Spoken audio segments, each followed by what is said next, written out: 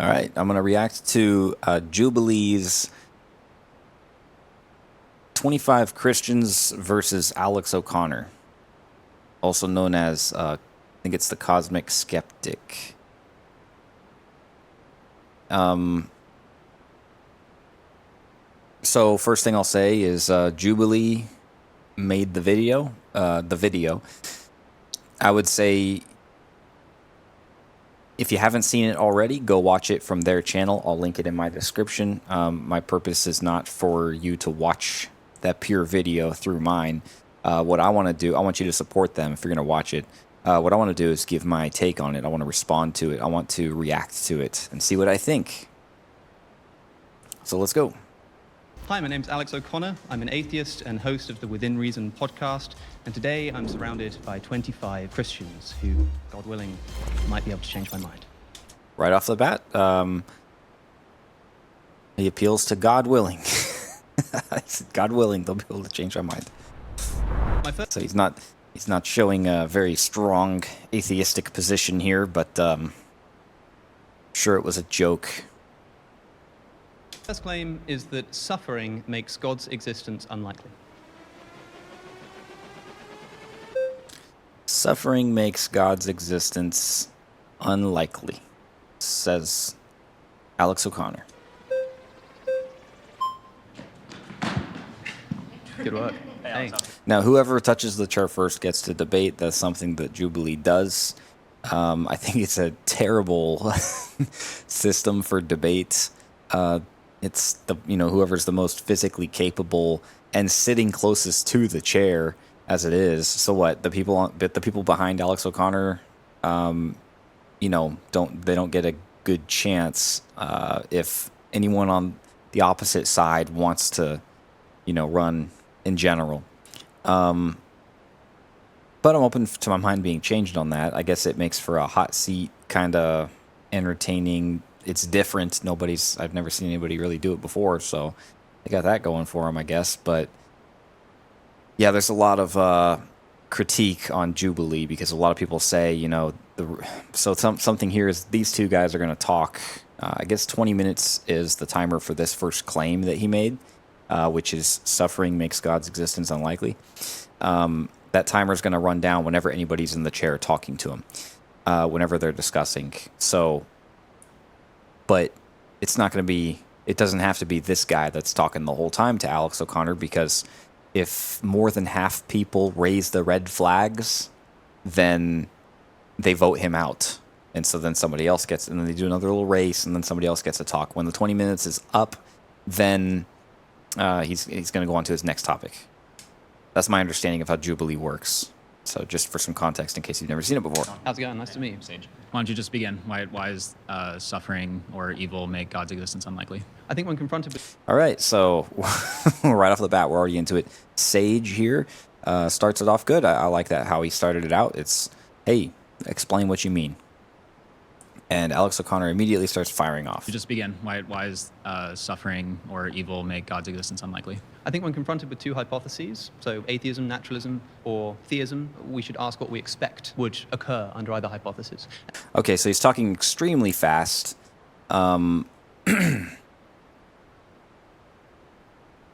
Naturalism or evil make God's existence unlikely? I think when confronted with two hypotheses, so atheism, naturalism, or theism, we should ask what we expect would occur under either hypothesis. Okay, so he's saying we have atheist. Does God exist or does God not exist? Okay, one of two, right? And he's saying under both, if you're going to look at considering both, you should look at the question is, what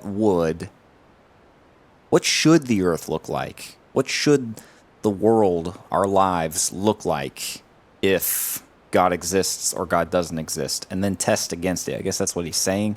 Already right there, I see a problem. And I'm sure Alex O'Connor would... Okay, I see a problem where he's already making himself the judge. And so what base of knowledge does he even have in his own worldview to test this, to make himself a solid judge to test this? And then he's appealing on what he sees. So he's relying on his senses, which are fallible.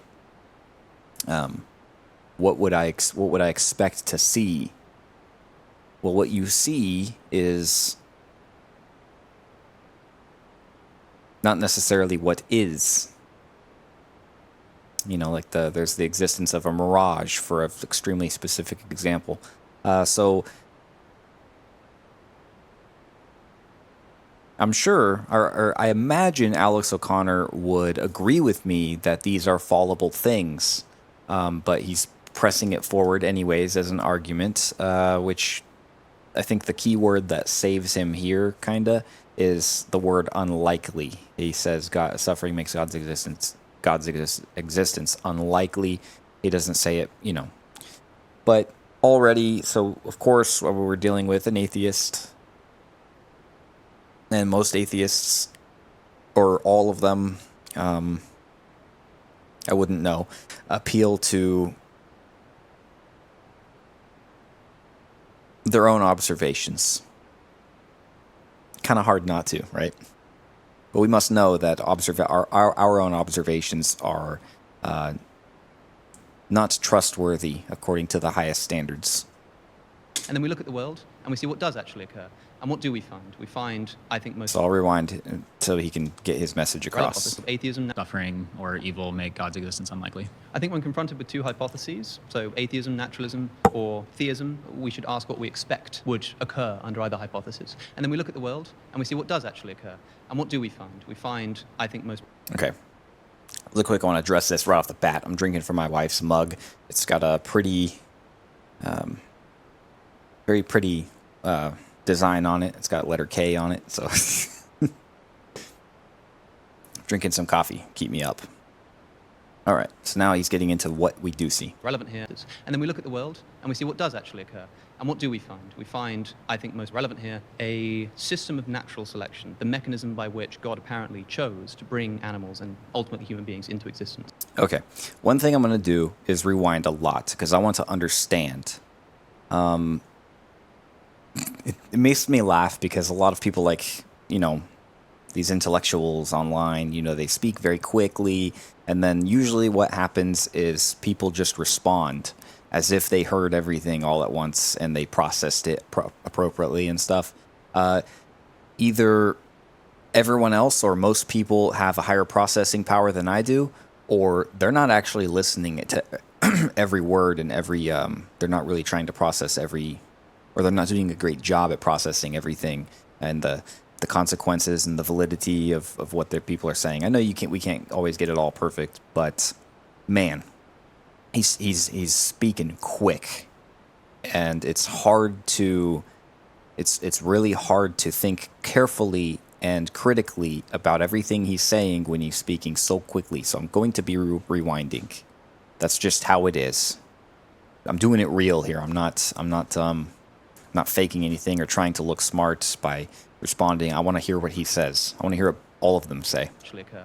And what do we find? We find, I think most relevant here, I want to note right off the bat, what he's talking about what we find. And so Alex O'Connor already is assuming that everyone, or we, whoever that is finding the same thing. Which is interesting, you know. It makes me think, well, how do you know other people are finding what you're finding, you know? So he's appealing to a group, and that's fine, but it's a good thing to note. The system of natural selection, the mechanism by which God... System of natural selection. We find, I think most relevant here, a system of natural selection, the mechanism by which God apparently chose to bring animals and ultimately human beings into existence. Okay, so like reproduction and stuff like that he's talking about. A system which is defined by suffering. Survival of the fittest is the same thing as the death and suffering and destruction. Okay, so he's speaking in a very, very sophisticated, effective way to say, look, we see a survival of the fittest system here with animals and humans, and suffering is inherent in that. of the unfit. I'm told that the survival of the fittest is the same thing as the death and suffering and destruction of the unfit. I'm told that the very mechanism that God chose to bring about the human species as the ultimate end of his creation was one that is imbued with suffering, such that 99.9% of all the species, let alone animals, that have ever existed on planet Earth have been brutally wiped from existence into extinction. Alone animals that have ever existed on planet Earth have been brutally wiped from existence into extinction. Let alone animal that is imbued with suffering, such that 99.9% of all the species, let alone animals that have ever existed on planet Earth, have been brutally wiped from existence. So you're saying 99.9% of species have already gone extinct? I don't think he can know that. Even if he has scientific data to appeal to, I just don't think people can know that. I suppose the best they could have is fossil records. That's probably what they're going off of, if I had to steel man their position there. But even so, I don't think they're finding that many fossils. 99.9%. You know how many animals we have already? Into extinction. And I think that that's less likely on theism if you assume atheism or materialism. Okay, now he's going into a new point. Into extinction. And I think that that's less likely on theism if you assume atheism or materialism into extinction. And I think that that's less likely on theism if you assume atheism or materialism. Not only do you explain this, you also come to expect it. What is... Okay, all right. So he's saying it's a point against theism that we have this survival of the fittest suffering system, and with atheism he would expect it. Your, I guess, epistemology, how do you know that this... Okay, so now Sage is going into epistemology. I'm not sure Sage caught all of that word for word just because of how quick he was saying it. But yeah, let's keep going. That it's less likely, and that, you know, an atheist worldview, a naturalistic worldview would look like the way it is today. Of course we don't. It's less See, likely. I need to already go back. What is your, I guess, epistemology? How do you know that this is the case, that it's less likely, and that, you know, an atheist worldview, a naturalistic worldview would look like the way it is today? Of course we... Okay, so he's just questioning him on that. Pretty sophisticated way too. Good job for Sage. He did that. I would say. No, let me listen back to this again. It's less likely. What is your, I guess, epistemology? How do you know that this is the case, that it's less likely, and that, you know, an atheist... Okay, yeah, how do you know it's less likely? Great question. How are you basing likelihood? You know, you're saying it's unlikely. How are you determining that it's unlikely? You know, what are the numbers would be a great question. Worldview, a naturalistic worldview would look like the way it is today. Of course we don't know, but that's why I use the phraseology of unlikely. I think that if... Keyword. You were to tell somebody who was sort of in some, Rawlsian state of nature, hadn't seen the world, and you said that the world has been created by an omnibenevolent, all-powerful God, what kind of world would that person be imagining? Super flimsy argument he has here. I mean, fair enough. He could have what arguments he likes. That's fine, but I'll let it continue. The world has been created by an omnibenevolent, all-powerful God. What kind of world would that person be imagining? And if you dropped them into the world, if you were given the opportunity to become a wild animal, like in 2 seconds, I was just going to turn you into a random wild animal somewhere on planet Earth. I like being a guy. I think you'd probably kill yourself before I had the opportunity, okay. Because you know that the life of these animals is almost defined in terms of their suffering. Okay. Because you know... Okay, so he just interesting. So Alex Connor just kind of doubled down on the... There's a lot of suffering in this world, in this system. But did that really answer Sage's question? Sage said, how do you know it's unlikely? And Alex O'Connor just doubled down and said, there's so much suffering. And that's just my first take. Let's see.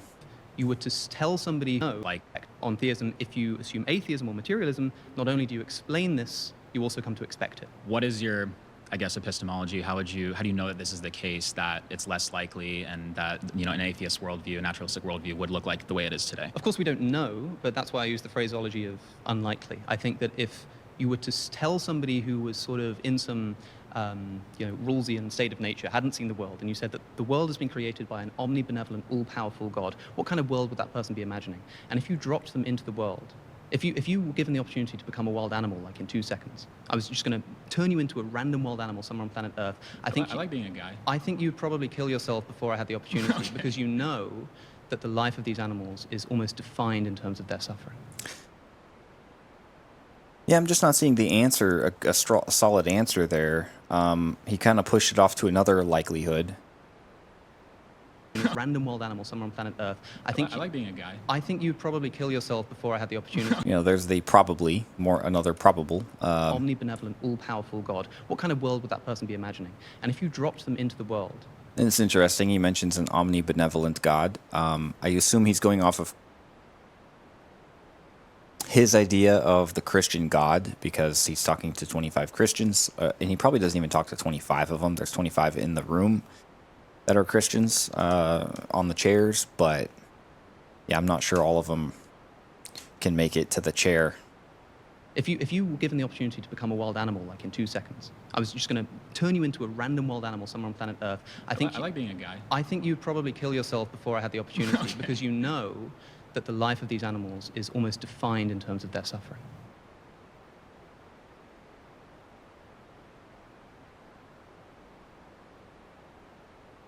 I guess maybe he answered the question. Sage asked him why he thinks it's unlikely, and he expanded on what he thinks is unlikely, I guess. I guess I just don't really see how you can justify that claim per se.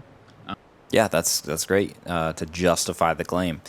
But he has to hide behind the unlikely, and that may be not a very fair way to say it. That he hides behind the unlikely, but that's kind of how he has to phrase it. I think it's probably the best way he can phrase it to stay safe. When you say something like "suffering makes God's existence unlikely," it's unlikely is pretty vague, and so I think Sage is doing a good job by immediately trying to zoom in on that and say, "Hey, let's define our terms like we should do in critical thought. We should define our terms." So he's kind of going into maybe he's not so much having Alex O'Connor define his terms, but he's another thing is he's having him justify the term, justify the claim. What I would say is that if we actually take into account the holistic view of the scriptures, which I do think that you have to do. Holistic. I'm not too familiar with the use of holistic, at least in this context. Or did he say holistic? Okay, emphasizing the importance of the whole and the independence of its parts. Concerned with wholes rather than analysis or separation into parts. Okay, so like what I'm doing here is I'm not really doing a holistic overview of this video. I'm going super in depth to every little word that's said. Some might say. Oops. We see that it's actually much So let me go more back to in here. account the holistify that claim per se. What I would say is that if we actually take into account the holistic view of the scriptures, which I do think that you have to do, we see that it's actually much more coherent once you acknowledge that evil itself doesn't have ontology. Evil's not a thing. You don't look under a rock and say, there's the evil, right? Fine by And me. so I'm not really... ontology. Okay, I gotta We hear all see that again, We actually but- take into account the holistic view of the scriptures, which what I would say is that if we actually take into account the holistic view of the scriptures, which I do think that you have to do,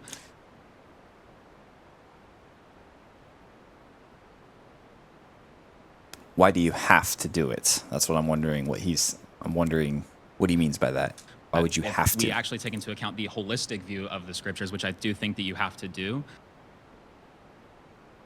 I assume he means have to do as in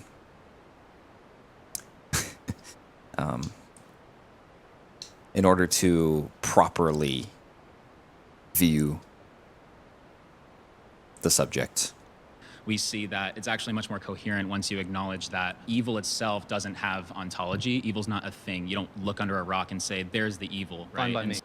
So Okay, so here's the evil is not a thing point or argument or however you want to say it. People say evil is not a thing. I've heard I've debated atheists about that, where they say evil is not a thing. To which I say, well, or I've debated other Christians about that. Evil is not a thing. Yeah, it was Christians that I debated on it. You know, they would say evil is not a thing, and I'd say, well then it's nothing. If evil's not a thing, then it's no thing, and so people are being sent to hell for nothing. I would say evil is definitely a thing. But to Steelman Sage's position here is he's probably, by thing, he's probably meaning referring to it a substantial physical thing, like an object. Have ontology. Evil's not a thing. You don't look under a rock and Like he says, they don't have ontology. Well, yeah, it's interesting because ontology, we're talking about the nature of existence, right? Ontology. Let me look that up real quick. We're putting everybody under a microscope. The branch of metaphysics that deals with the nature of being. The principles and causes of being. See, I think ontology is even things that aren't physical exist. I would say that's ontological still. Maybe people would disagree with me, but my understanding of the word ontological, you know, I think that it doesn't have to just be physical. to acknowledge of the scriptures, which I do think that you have to do, we see that it's actually much more coherent once you acknowledge that evil itself doesn't have ontology. Evil's not a thing. You don't look under a rock and say, there's the evil, right? You very well could look under a rock and say, there's the evil. But it depends on what you put the term on, you know? Anyways, let's keep going. So I'm not really talking about evil here because that's, of course, a moral term. I'm talking about suffering. Can you distinguish suffering and evil? So evil is a moral term. Evil means that something is bad, it's immoral. You need to have a moral ontology for that. Suffering is just any experience that's not wanted when experienced, right?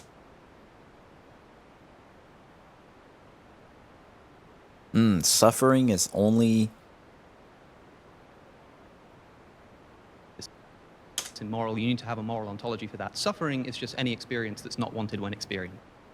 Suffering is just any experience that's not wanted when experienced. Interesting, interesting definition. I'm not sure. I don't think I agree with it. First thing I think of is Jesus on the cross.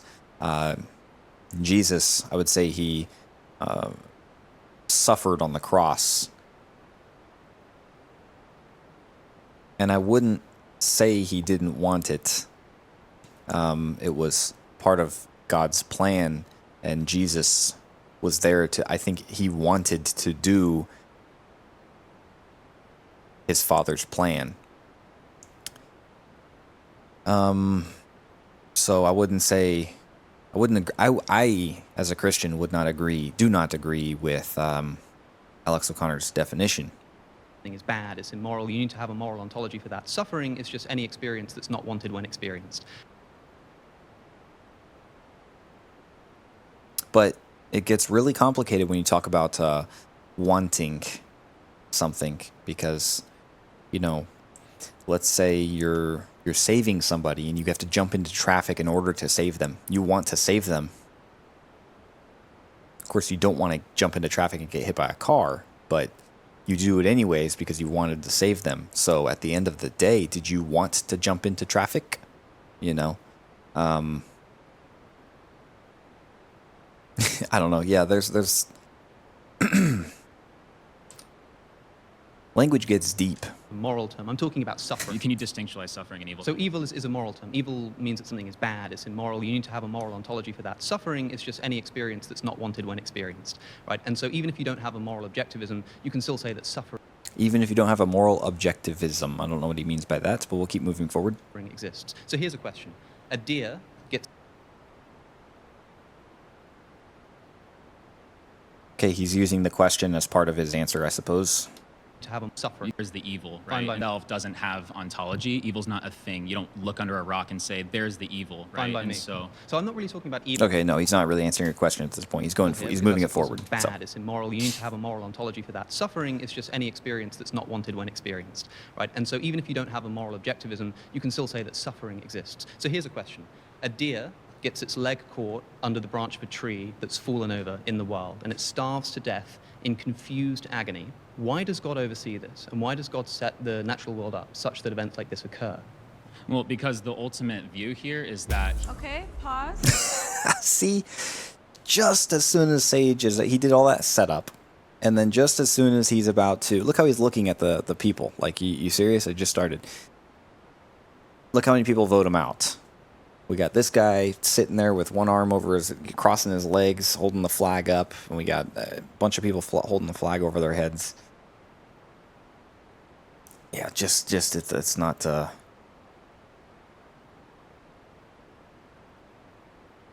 It's not the best system for debate, I'll say. Nice to meet you. well, Does God oversee So this? I will answer. I will answer Alex O'Connor's question since Sage did not get the chance to. And why does God set the natural world up such that events like this occur? well, because the For His glory, God sets it up this way for His glory. ultimate view here is that Okay, pause. Nice to meet you.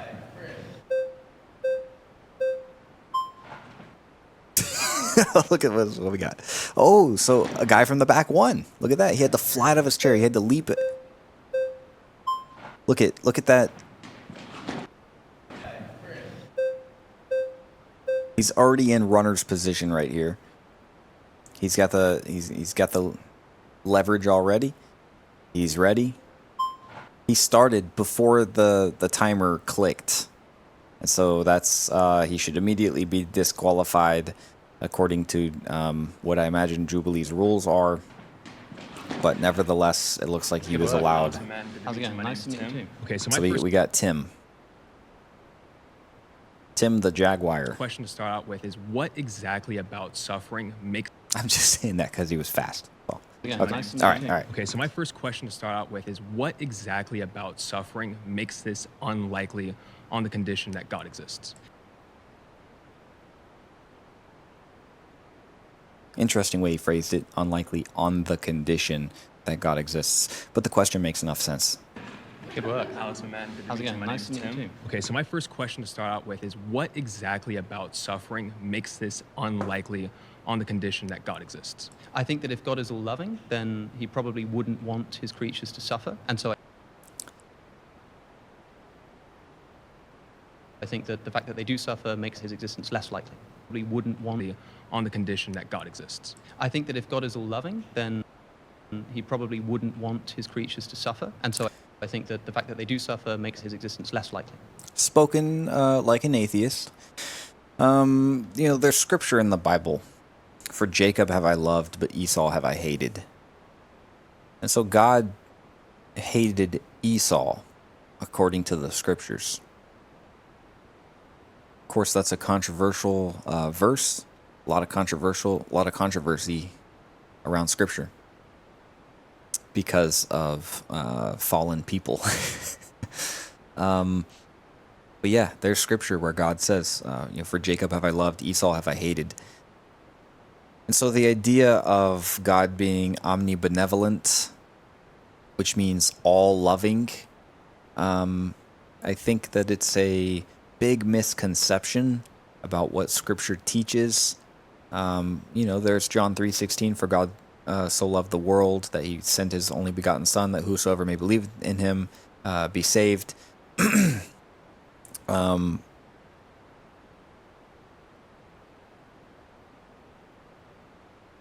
But with the, him hating Esau,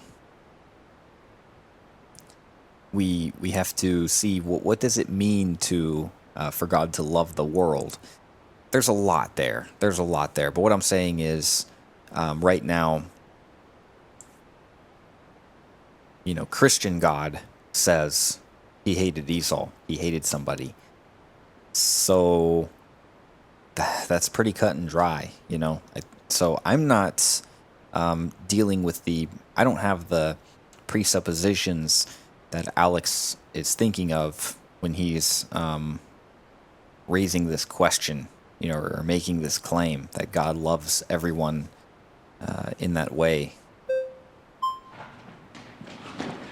Good work. Alex, my man. Good to How's it meet you. going? My Nice to name's meet you Tim. too. Okay, so my first question to start out with is what exactly about suffering makes this unlikely on the condition that God exists? I think that if God is all loving, then he probably wouldn't want his creatures to suffer. And so I think that the fact that they do suffer makes his existence less likely. Okay, perfect. And is there some specific aspect of suffering that you're particularly honing in on, Yeah. horrendous or In whatever that is? particular, non-human animal suffering. Because I think So Tim, I think his name is, right? Tim, I think as a Christian, he should have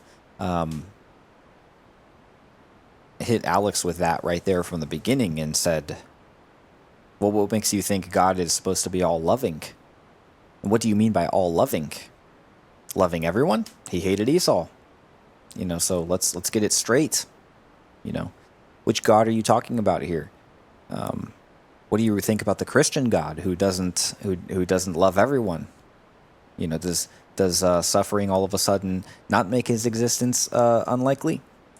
So he should have asked Alex O'Connor that, but he probably doesn't know. He probably doesn't. He's probably not even aware of that verse, or he's explained the verse away, in a different way. But let's. So then he instead he said, "Okay, perfect."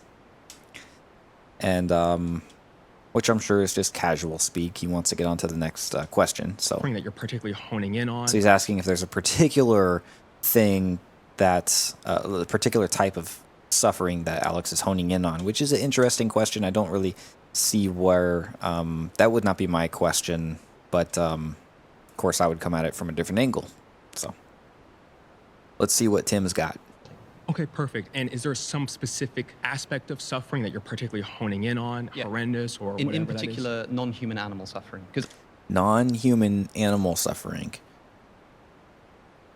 Non-human animal suffering. Okay, so Alex O'Connor's not even bringing up human suffering. He's just talking about animal suffering apparently right now. I think that the Christianity has a celebrated tradition of theodicies trying to explain Theodicies. We're going to be looking up a lot of words in here because I don't pretend that I know what I don't know. So theodicy. What is theodicy? I haven't heard that word very much, and I probably never even looked it up. So, a vindication of God's goodness and justice in the face of the existence of evil. Very interesting packed term. I wasn't aware of this term. A vindication of the justice of God in ordaining or permitting natural and moral evil. Theodicy. Theodicy. That department of philosophy which treats of the being, perfections, and government of God and the immortality of the soul. Here's another one. Theodicy is the philosophical and theological attempt to justify God's goodness and omnipotence in light of the existence of evil in the world. It seeks to explain why a benevolent and all-powerful God would allow suffering and injustice. So we're kind of dancing around the problem of evil with these questions and him bringing up theodicy, with this definition or this explanation right here, theodicy is the philosophical and theological attempt to justify God's goodness and omnipotence. That doesn't, for me, that doesn't need to be justified. You don't need to justify God's goodness. That's the definition of God from the very beginning, is that he is good. Either you have God who's good, or you're going to question and challenge God. You either accept that God is good, that's who he is, or you're going to challenge him. And if you're challenging him, you're not in a good situation. why suffering exists. Human free will, the development of the soul, higher order goods, all of this kind of stuff. The Christianity has a celebrated tradition of theodicies trying to explain why suffering exists. Okay, free will, yeah. Human free will, the development of the soul, higher order goods, all of this kind of stuff. None of which apply to the suffering of non-human animals. Okay, so that's why. So Alex O'Connor's being very clever here. He knows that Christians are explaining away the human suffering, with, well, he wanted to give us free will and so on and so forth. And so he's referring specifically with this claim, he's primarily referring to non-human animal suffering, because he doesn't want the that's easier. It's harder for a Christian. He's finding that it's harder for a Christian to answer that problem of why the animals.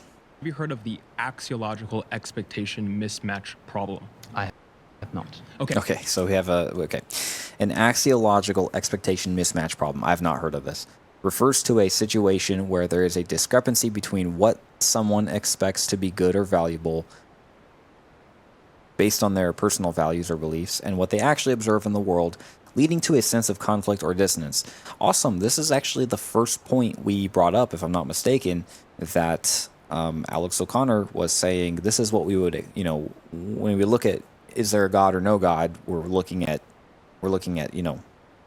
what would we expect to see, and then what do we see, and what matches more? It's kind of his thing. I think that's what this axiological expectation mismatch problem is talking about. This is kind of defining it, or it's and capturing it in a term. Okay. So philosophers of religion have started to understand that the thing that actually generates a problem between God and suffering is actually the value system you attach to the very attribute of perfect lovingness. Because the problem you attach Okay, so interestingly, Alex O'Connor is like nodding his head to that, what he just said, and as if he understands it. And I have to hear that back probably a few times to fully understand it. So philosophers of religion have started to understand that the thing that actually generates a problem between God and suffering is actually the value system you attach to the very attribute of perfect lovingness. Because the problem of evil is an internal critique, you have to look at a very specific version of theism and how it defines perfect lovingness. I want to present to you a version where my version of perfect lovingness does not actually constitute a problem and a misalignment, that mismatch between the suffering of animals, let's just say the profusion of suffering of animals, and the existence of God. So let's hear it. What? Okay, very well spoken. Very well spoken. Let's. Can I reiterate that? Let's see. I think Tim is basically saying, look for basically the problem of evil here. I think he said philosophers or some group of people. They found that. Well, I'll boil it down so I'm sure I'm not making any big mistakes. He's saying you've got to critique. Basically, critique my specific view of perfection, because this is an internal critique when you're talking about suffering and God's existence. Those are all such loaded terms of like, what do you mean by God? What do you mean by suffering? What do you mean by unlikely? All these things. And when you're doing a critique on something like just on God, what do you mean by God? Just look. Alex O'Connor's point about omnibenevolence seems to not even hit my own worldview. Doesn't touch on God because of the way he defines, the way he mentions all loving.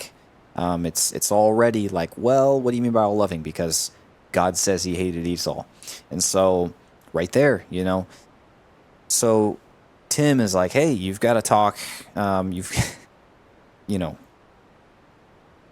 Raise the question to me, to my worldview, my specific, what I mean, critique me, not just a generic, it's kind of what's going on here. What kind of God are we imagining that would say the profusion of suffering of animals and the existence of God? So let's hear it. What kind of God are we imagining that would... See, and I'm impressed with Alex O'Connor if he fully understands, if he knows what's going on. I do suspect a lot of people are just guessing, just because things are going quick, and every word you use is loaded with some meaning, or almost every word, presumably. So when people are just riffing off words super quick, and especially when it's, they're loaded with complicated subject.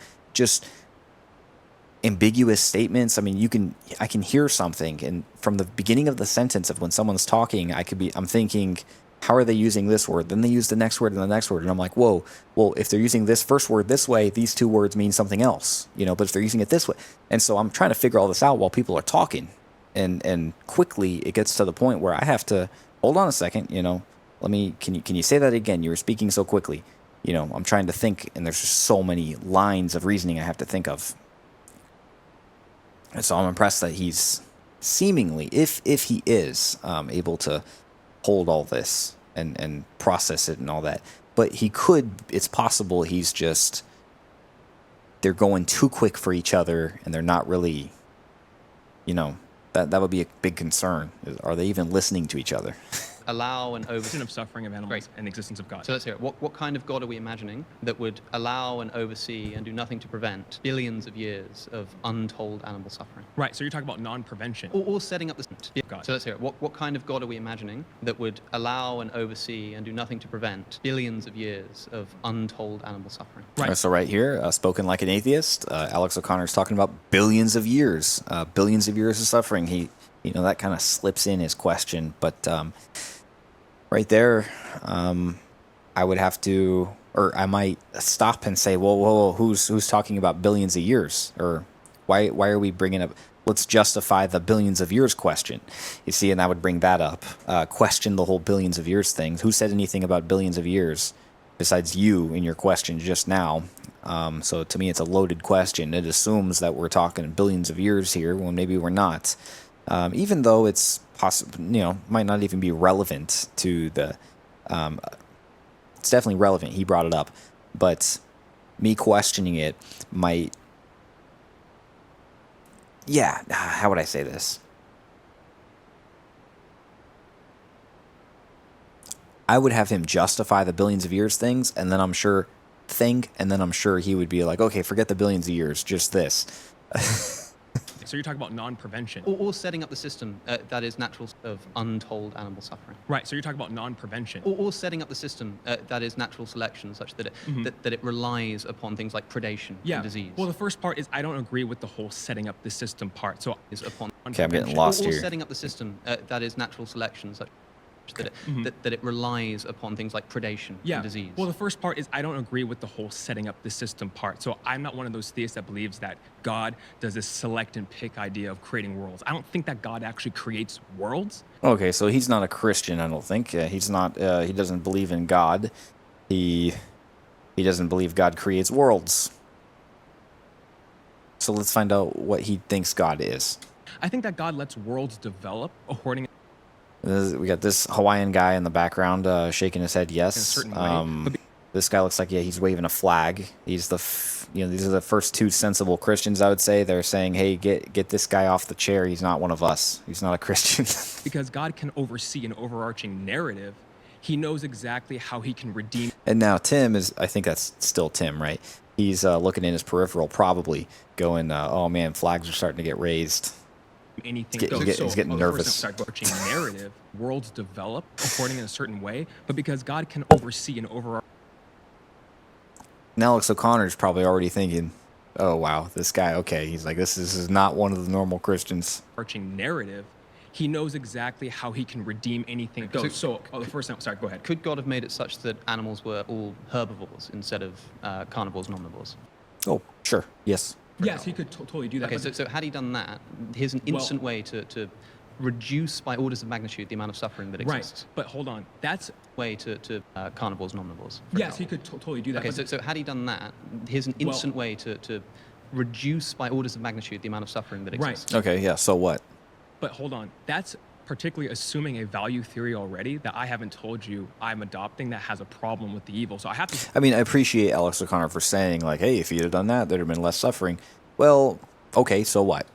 That's what I would say. Give you my value theory already that I haven't told you I'm adopting that has a problem with the evil. So I have to give you my value theory first for you to show that misalignment. Okay, let's hear it. All right, fair enough. Perfect. Okay, so my value theory says that it's not the most important thing about a sentient creature is not what merely happens to them. It's about the total timeline of their life and how and where their life permanently ends. Meaning, if you were to judge an author of a narrative, and the first few chapters, let's say, there's a lot of bad things happening, but the end ends with this crescendo where there's victoriousness, there's redemption, there's beauty, and everyone in the story actually endorses their entire existence that they live. They can look at their they can look at their total timeline, and they actually each subjectively come to the conclusion, I'm glad I was made, and I totally see what my suffering was for. I will say, interesting take here. He's saying, I see what he means by value system.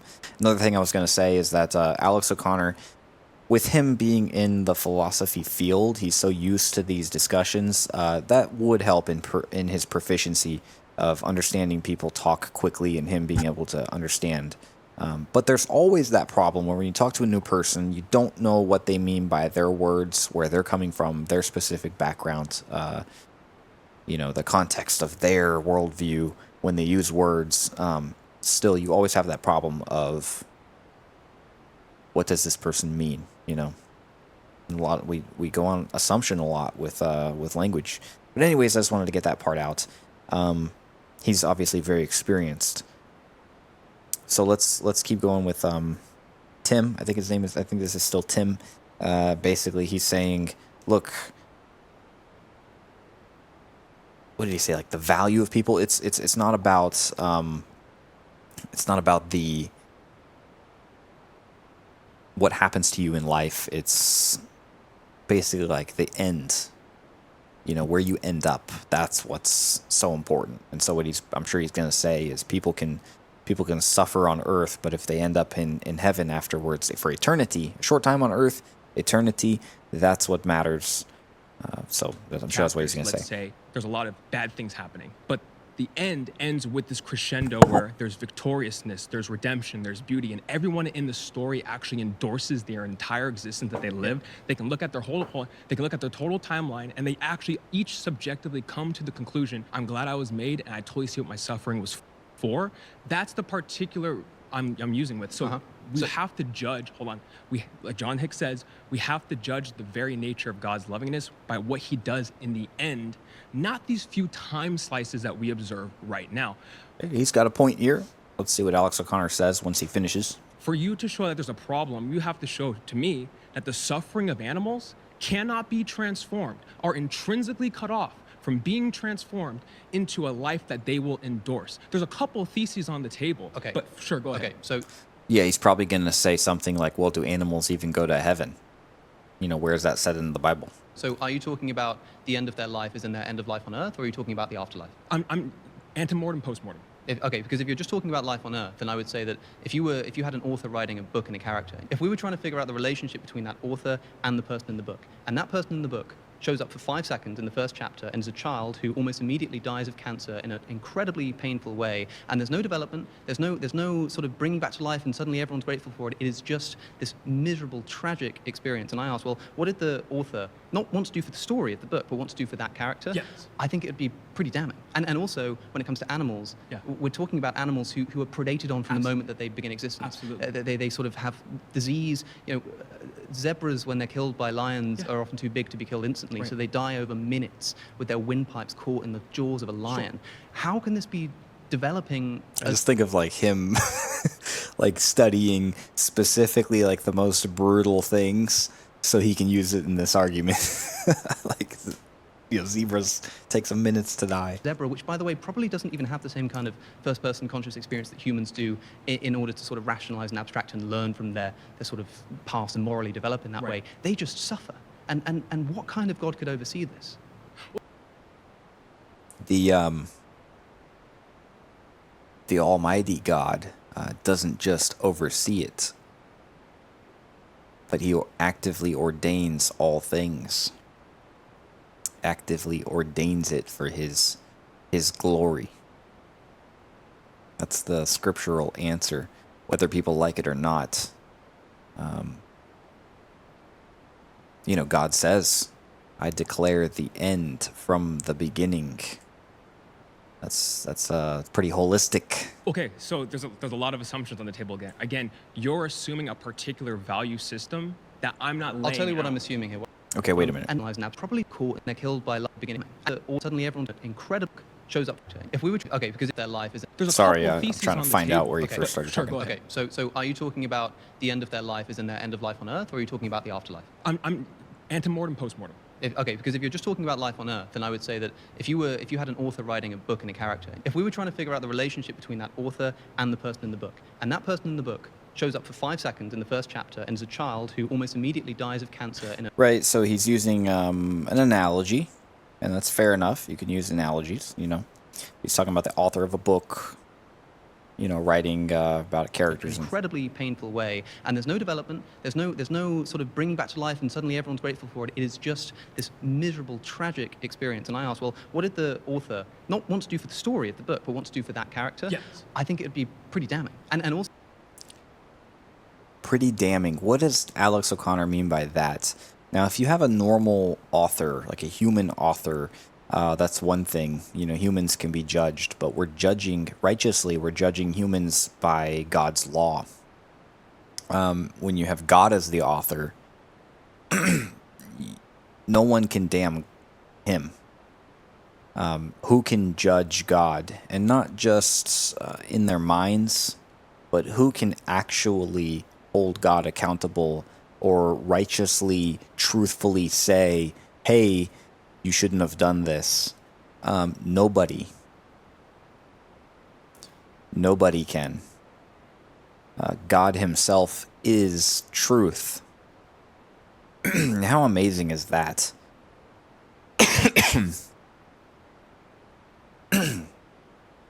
So when it comes to animals, Yeah. we're talking about animals who So when he says, you know, that's pretty damning, well, and that's his analogy, you know, his conclusion with that analogy, but that's not,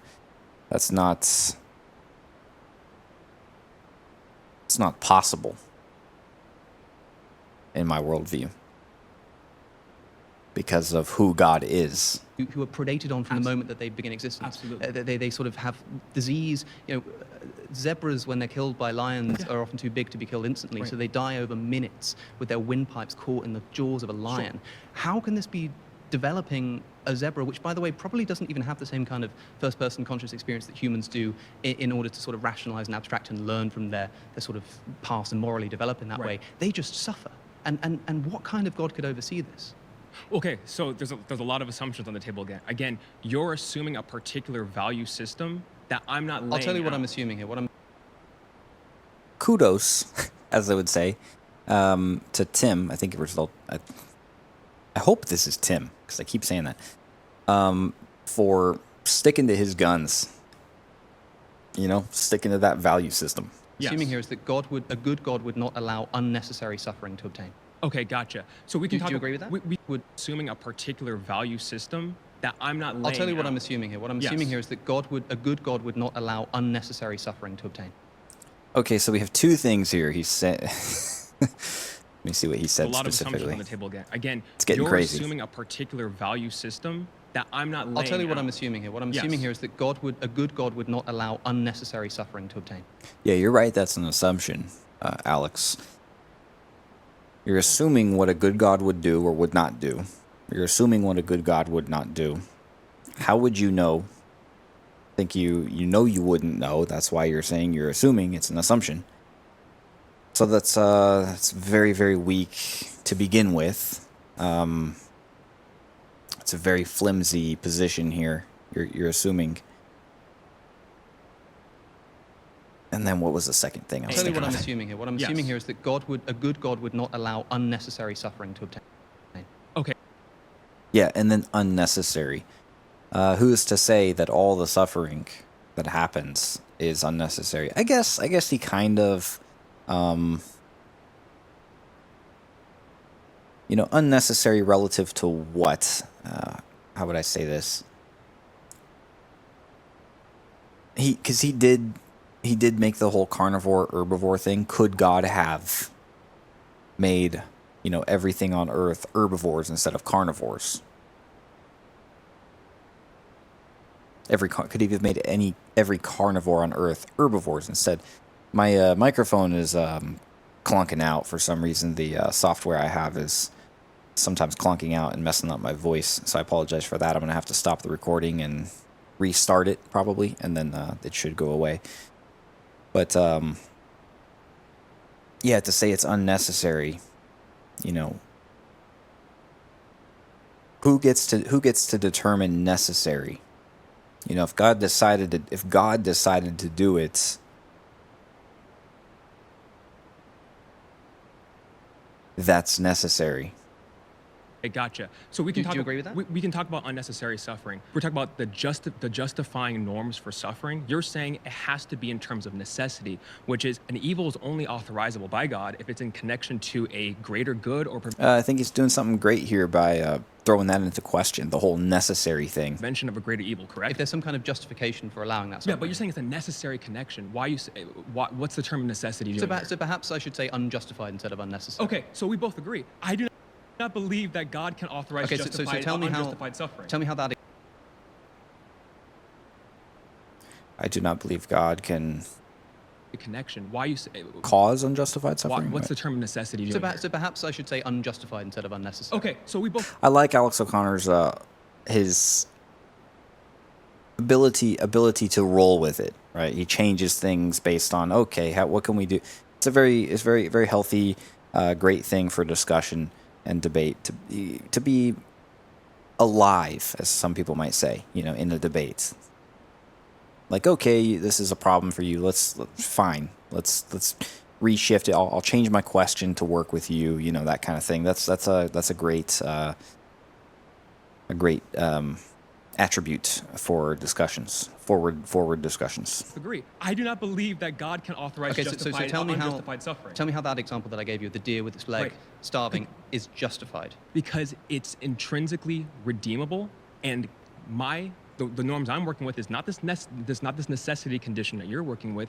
Mine is about redeemable suffering, with redeemability, or we call it For the deer? defeasibility.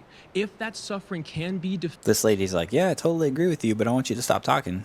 defeated within the creature's life, and I'll define what I mean by defeat, which is that they can retroactively look back at what they went through and integrate it into their life history, where they look at their Hold on, life I have to interrupt. Okay, I don't know what he's saying here. defeated What, within the redeemability, or we call it for the deer? defeasibility.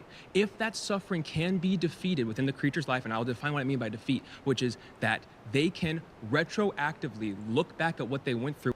retroactively, what's this mean? I don't know. It's a word I don't really use. I've probably never used retroactively in a sentence in my life. Influencing or applying to a period prior to enactment.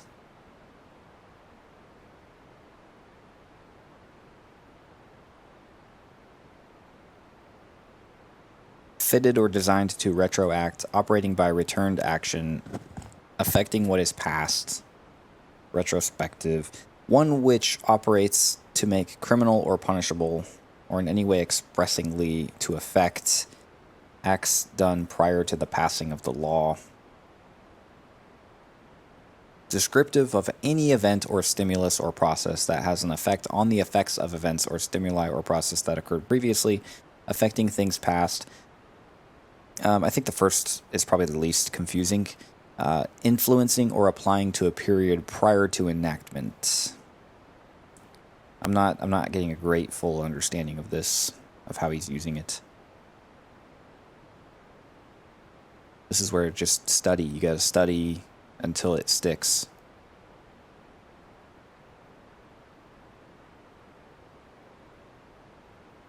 We call it for the deer? defeasibility. If that suffering can be defeated within the creature's life, and I'll define what I mean by defeat, which is that they can retroactively look back at what they went through and integrate it into their life history, where they look at their Hold on, life. I have to interrupt because the example I gave you is one where the deer dies. Yes, the deer dies. But here's the thing. You're probably talking about this post-mortem example. Sure. I'm going to put one thesis on the table. There's two philosophers that defend exactly what this goes through. One defends that animals. Wow, they totally screwed up the video here. But here's the thing. Like, Tim is talking, but his lips aren't moving right on You're this probably talking side about this profile. post-mortem example. Sure. I'm going to put one thesis on the table. There's two philosophers that defend exactly what this goes through. One defends that animals will be given a martyrdom status, while God will be able to present himself in a way to animals in the afterlife, such that in the same way you could give praise to a dog, and the dog emotionally recognizes that he's loved and that his life is worth living, right?